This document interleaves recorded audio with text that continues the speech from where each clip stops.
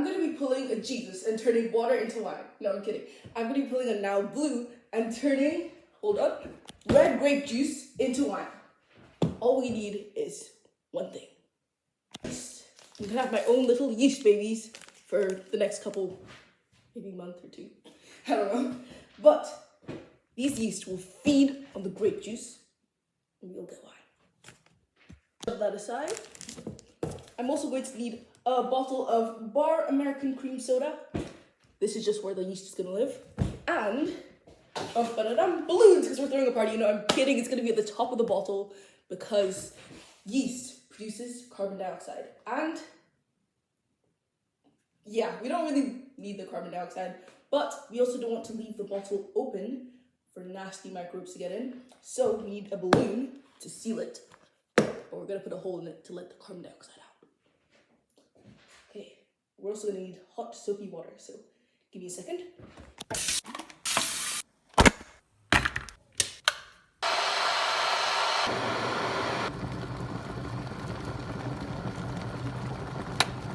We have our soap, hot water,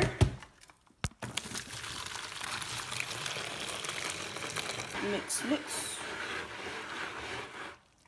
Let's crack this baby open. Oh no, okay. Balloon. Looks like, oh, that is hot.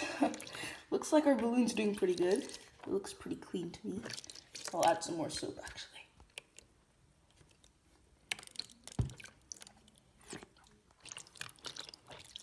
That is really hot. We only need the bottle, not the bar cream soda. We will be transferring the liquid. I can't do it with one hand.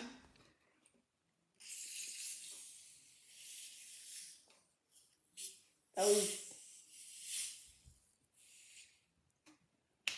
not as dramatic as I'd hoped. Smells pretty good.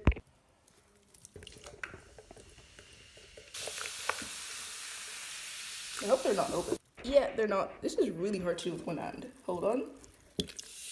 Yay! Let's make this faster.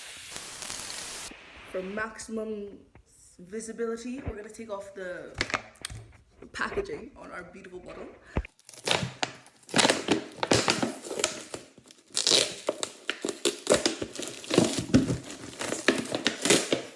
Perfect. Now we gotta wash this with hot, soapy water. Okay, let's wash the bottle. I'm gonna use some suction to get the juice in there. The beautiful clean juice. Shake, shake, shake.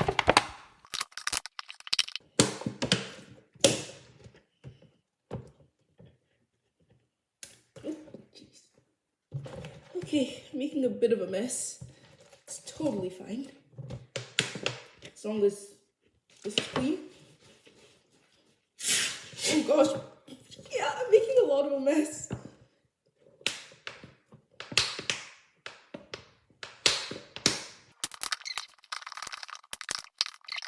We have our hot water rinsed bottle that is perfectly clean. I would hope so, or else this would all be for nothing. And I'm now going to add the juice, the main ingredient of our wine. So let's get to it.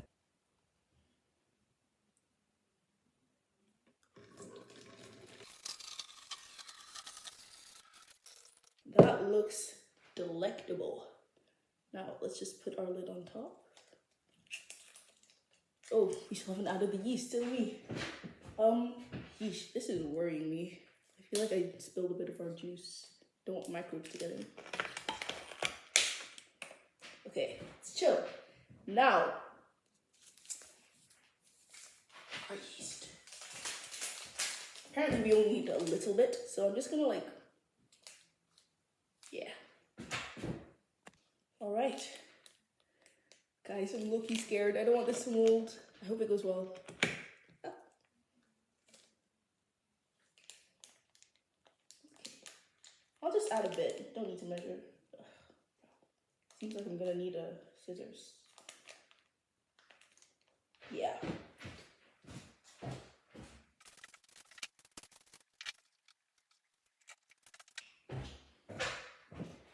I just used a knife to open it because I could not find the scissors, and I washed the balloon again because I was paranoid. I was paranoid about how much I was touching it. I did wash my hands, but just in case.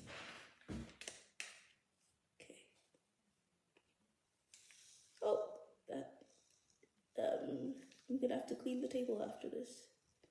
That looks like enough, probably. Yeah, that's enough. Time to lid it. Ooh, really need to wash this lid again.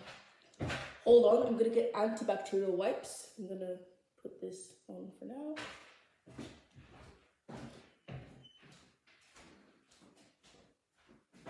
Anyways, while I'm gone, I'll tell you about how the yeast is gonna turn this grape juice into wine.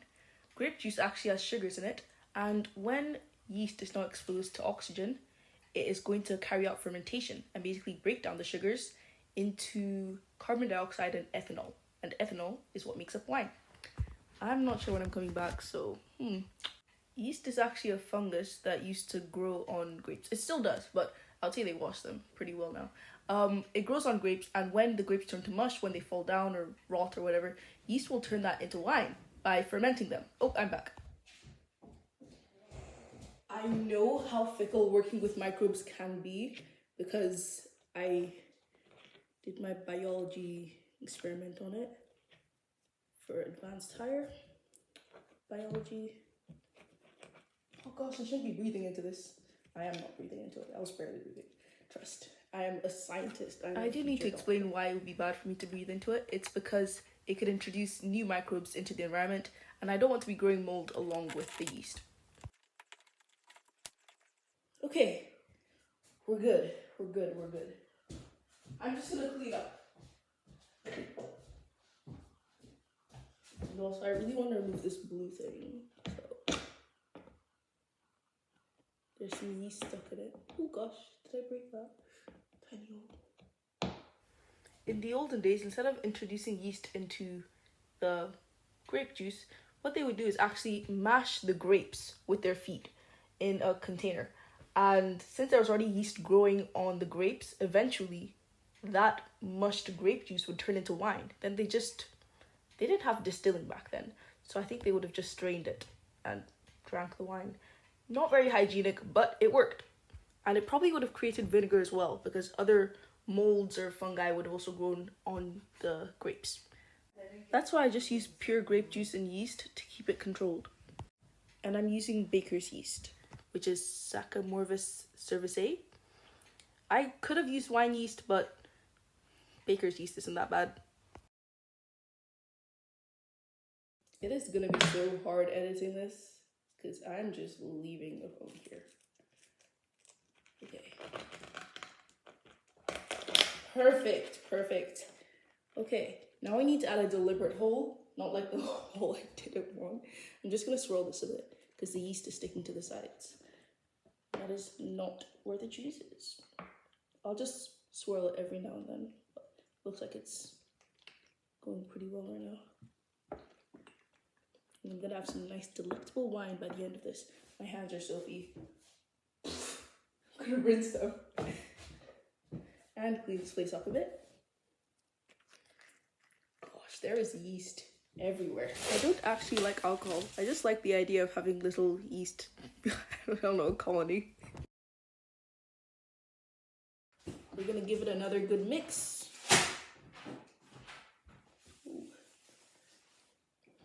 I'm just gonna be mixing it a couple of times because I can still see some yeast on the sides. Yeah, but it seems like most of it is mixed in. It's looking a little bit cloudier. I'm gonna enjoy some cream soda as I wait. That is a good mix. I'm trying not to violently stir it.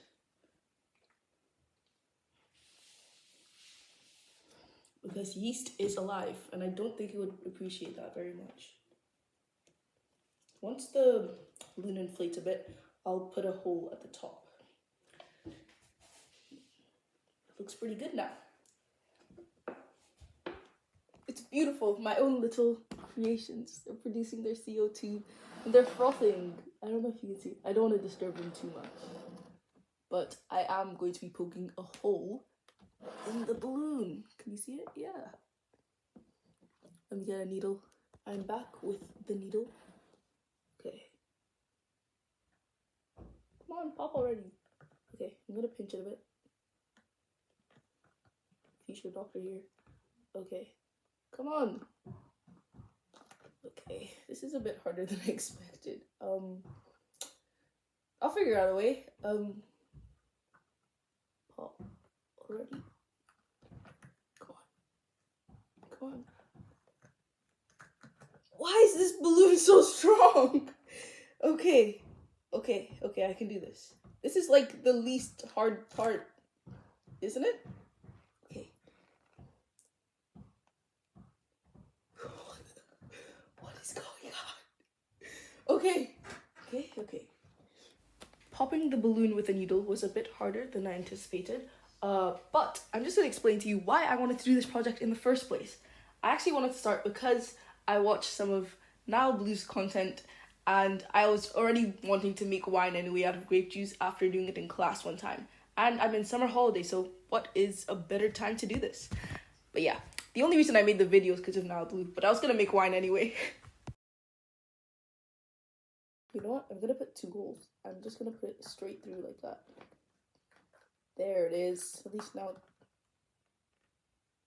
Oh, the holes are just invisible. I think I've been making holes. I just can't see them because the needle's so small.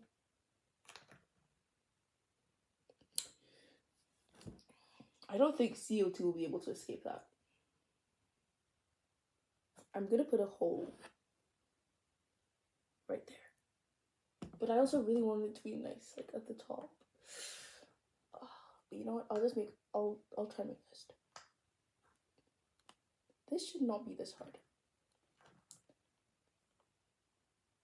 Okay, I'm getting it. Yes!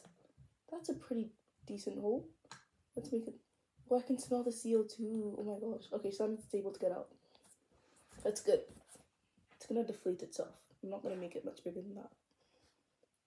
You won't be able to see the hole, so I can't really show the camera, but it does smell like grape juice and balloon. But yeah, I'm done. Okay. I'll come back maybe tomorrow, or if anything interesting happens today, then maybe today. Hello, ignore the wonderful outfit. This is the yeast after 1 day. I don't think the colors changed much, but that's also because I've been like analyzing it every single hour. I think it might have gotten darker, if anything. It could also be the lighting. The balloon is filled up with CO2, which means it's producing some nice ethanol in there. Let me put on some lights. Mood lighting. Also, I'm just going to be talking about some of the science behind our wonderful little yeast colony over here. Basically, let me sit down for this. Basically, I already talked about how fermentation happens. The yeast carries out anaerobic respiration, which is basically fermentation, by breaking down sugars into carbon dioxide and ethanol, which is our wine. And there are 4 stages of this microbial growth in a population. It starts with lag phase, then log phase, which can also be called the exponential phase, then stationary phase, then death phase. Right now, I'm gonna guess it's entering stationary phase or already in stationary phase because the level of the foam has gone down from yesterday. But yeah, lag phase is basically when I first added the yeast in. The yeast was just getting used to its environment and it had not yet created the right enzymes to break down the resources in our beautiful little grape juice environment. It's usually, when culturing microbes in a lab, a serum is usually used and it contains everything that the microbe will need. This is basically our serum, our very cheap, easy to get serum that is not that advanced. So yeah, that's the lag phase. The yeast had not created the enzymes that it needed to break down the resources, and so it was just dispersed in the environment, but not yet breaking down the sugars into CO2 and ethanol. Next is the log phase or the exponential phase, but I like to remember log because it's easy. It's called the log phase or exponential phase because the amount of yeast in the, I can't remember if it's yeast or their activity that shoots up.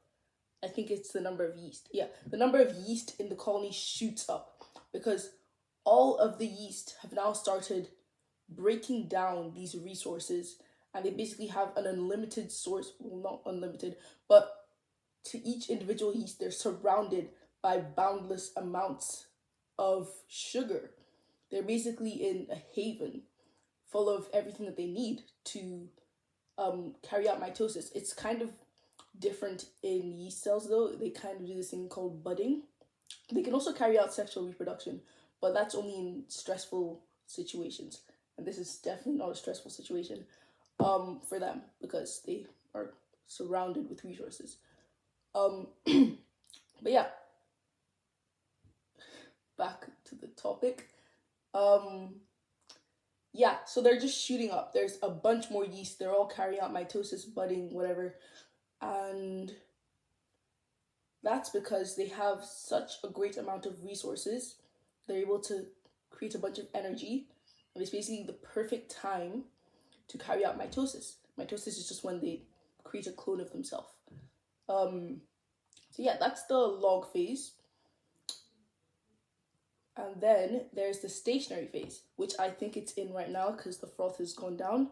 You can see the kind of ring around where the froth used to be and how it's gone down from there. The stationary phase is basically the stage where cell death equals cell growth. So the amount of yeast cells that are cloning themselves, like the rate at which yeast cells are cloning themselves, is equal to the rate at which yeast cells are dying.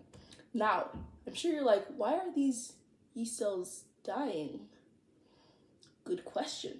That's because they're starting to produce secondary metabolites. And the secondary metabolite that yeast produces is actually the entire reason that we are doing this wonderful experiment. That secondary metabolite is ethanol, and that's what we need to make wine. So, I guess, well, CO2 won't be a secondary metabolite. The definition of a secondary metabolite is basically something that the yeast produce to, it's an ecological niche that they use to outcompete other yeast in their colony. So they're basically having an entire survival of the fittest kind of thing in here. You could think of the Hunger Games. I've never actually watched it, but I'm pretty sure it's like that. But yeah, they're basically just fighting each other in here using ethanol, which can kill other yeast cells. Yeah, so they're competing for resources, and so yeast cells are dying while others are also cloning themselves. And it's called the stationary phase because it's equal. It's kind of, yeah. But I'm also not sure if it's in the stationary phase because I don't see any sediment at the bottom. That would be if yeast cells were dying and going to the bottom, because they would just sink down to the bottom if they were in the stationary phase, because yeast cells would be dying. Then again, I could just not be able to see it. Let me show you. Oh, there is some nice little sediment down there. Interesting. I don't think it would be the stationary phase just yet, but I might be entering it, like I said. I'm still gonna guess that it's still in the log phase and that's just some cell death going on. Yeah. Stationary, then the death phase.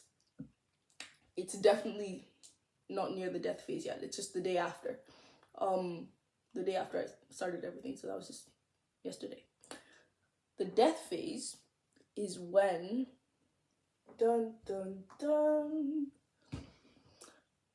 there's just a bigger layer of sediment down there because the secondary metabolites would have accumulated to toxic level for these yeast. And that would basically mean that we have our wine, because there would be a bunch of ethanol in there killing the yeast. Yeah. That's it. And think, what else? Yeah, that's it.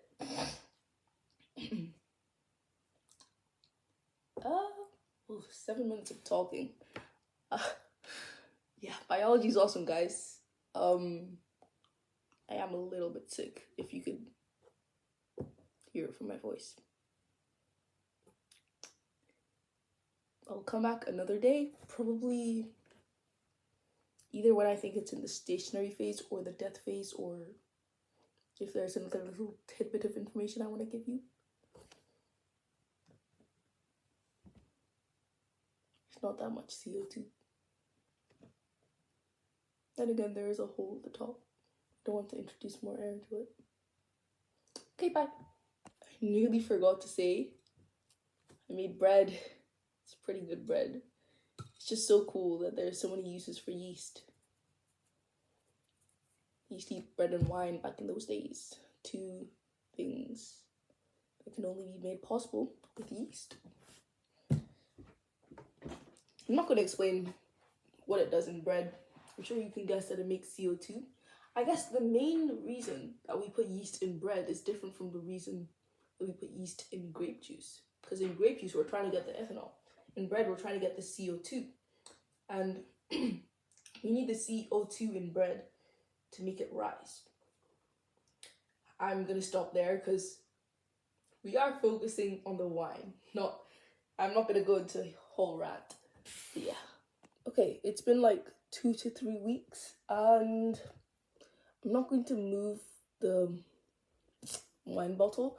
I'll take a picture later and just put it on the screen. But the wine is pretty much ready. I'm just going to move it to a new bottle to get rid of the sediment at the bottom where the yeast is gone, because it's definitely in the death phase right now. There has not been any bubbling or foam for quite a while. I was just waiting for it to settle out, and yeah, it's ready. So I'm going to move it to a smaller bottle and you're going to watch that.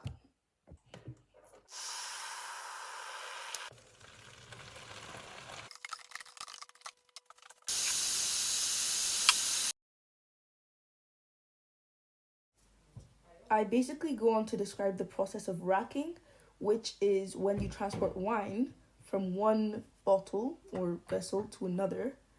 And here I'm just moving it from a larger bottle to a smaller bottle to get rid of the dead yeast at the bottom and other sediment that might have been produced by them, and to get the pure wine at the top, which I will then put into the new bottle. So that's why I'm washing this bottle up, so that I don't grow anything else with the yeast. But then again, it will be hard for any other bacteria or microorganisms to survive when there's such a high ethanol concentration in our wine now. It was more dangerous at the start because it was pure grape juice and bacteria love sugar, so they would have survived very easily in that, but they're not going to survive as easily in our wine. But it's still good to just keep it clean, since might as well try it at the end. But yeah, I'm also complaining about how hot everything is, and here it is. Oh gosh, it's hot. So I had the smart idea of using hot boiling water to wash the bottle, which first of all deformed the bottle, because that is not very smart. It's gonna obviously melt the plastic, and also it was not smart because I have skin that hurts when I pour hot boiling water.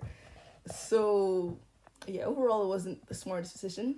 I probably should have mixed the hot water with some cool water so it would be moderately hot, but instead I did what I did. Either way, I'm going to speed up the rest of the video.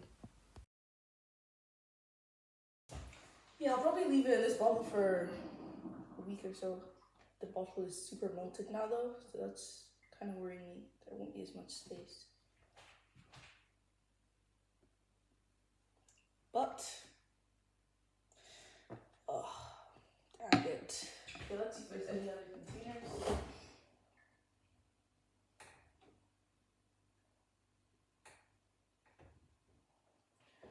use this. It's fine. It's fine. As you can see, the wine is much darker.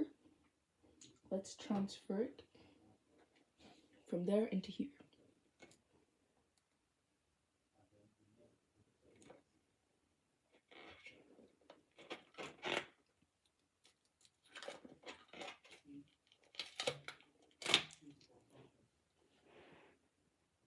Oh yeah. Smells like wine, but also yeast. That's not what we want. Well, actually, I'm not sure what wine smells like. I don't drink. Oh gosh, this is hard. I think I'll have to let go of that. I really hope this doesn't spill everywhere.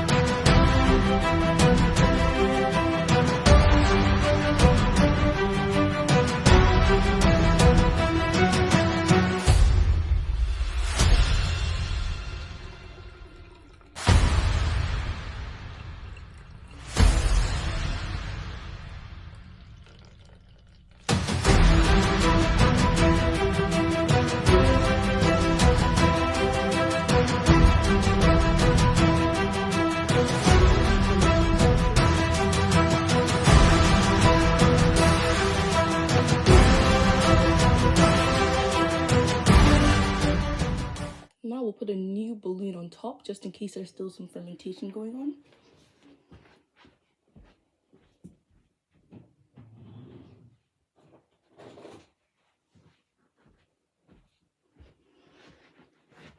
So we won't want this to like burst or anything.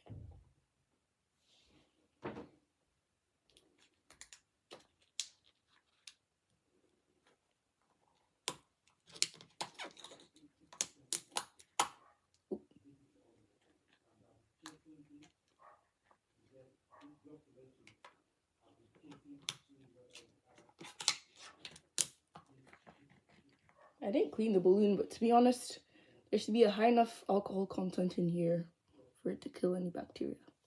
It was just kind of a precaution to clean the bottle. Plus, it had juice in it before. But that is much clearer than what we started with.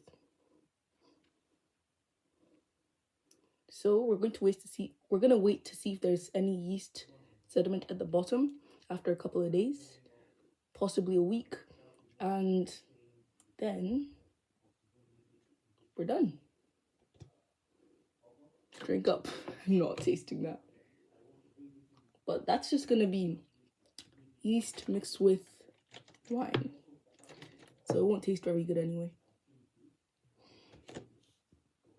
Okay, I bet you're thinking, why did you waste so much wine, Dara? I'm gonna let you know we're going to be using this for a mini experiment to see if the yeast is still alive in here. So we're going to add some sugar to this, and if it starts foaming, that would mean there's probably still a bit of alive yeast in our purer wine over there. And if it doesn't, that would mean that we're set to go, mostly. So I would start putting it in the fridge. Actually, I think I should put it in the fridge anyway, just to slow down any growth that some of the yeast might have. But I'm gonna do this experiment first because it's fun. All right, let's get some sugar. I'm not gonna measure because this isn't like baking or anything serious. We're just trying to see if our yeast is alive. I'm gonna use a funnel. The funnel's gone. I'll use this. It's a bit much sugar. There's probably not that much alive yeast in here, so. Now we'll just swirl that around, shake and shake and shake. And we will wipe the surface. Okay.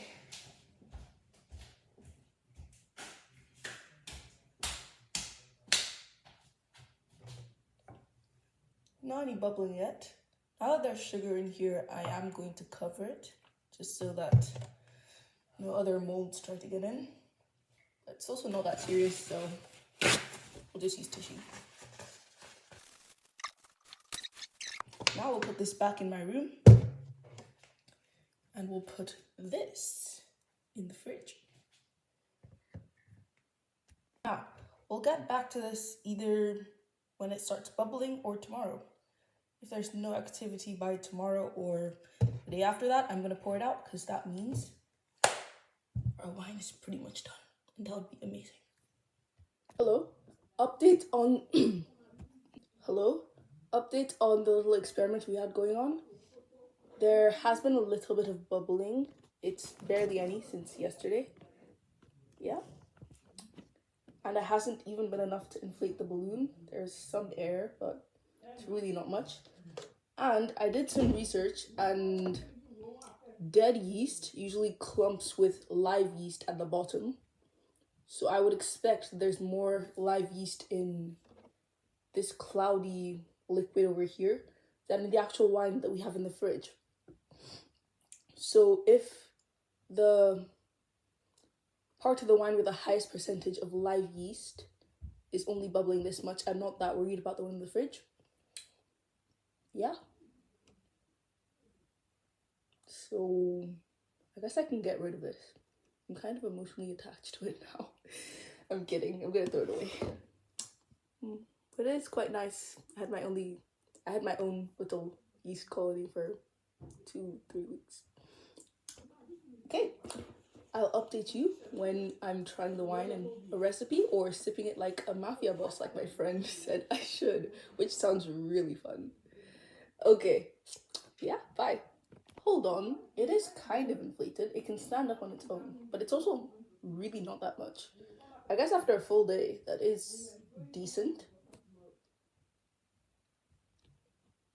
But I'm still not that worried.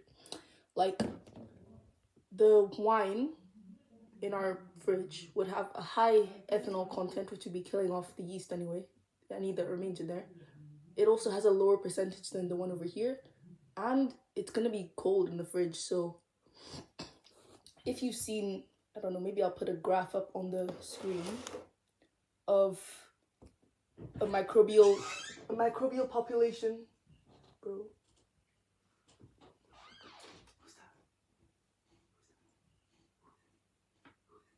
A microbial population graph where I'm gonna post this, by the way. I'm posting it, it's a video. Oh, can I see it? Yeah, sure. I'll keep it a little. I'm posting it. I know. So every episode, call me and I'll just pop in. Okay. Okay, we had a little visitor. Now I'll pop up the photo back. So, gosh, I've lost my train of thought. Right now, okay, not a microbial population graph. It'll be kind of a denaturing graph. When basically the yeast is using enzymes to break down the sugars into carbon dioxide and ethanol, and these enzymes will denature at very high temperatures, which would mean that they're not able to be used anymore. But also, I'm not going to heat up the wine because it also loses some flavor. It also just doesn't taste as good after that. But at lower temperatures, like how it is in the fridge right now, the enzymes also slow down. And if the enzymes slow down significantly, it should kill off the rest of the yeast because they won't be able to respire as much as they would anyway. Plus, I added sugar in here, and there's not sugar in the wine in the fridge, so it's gonna be very difficult for them to even survive. So I'll leave them there for maybe a couple days, a week, and see where it goes.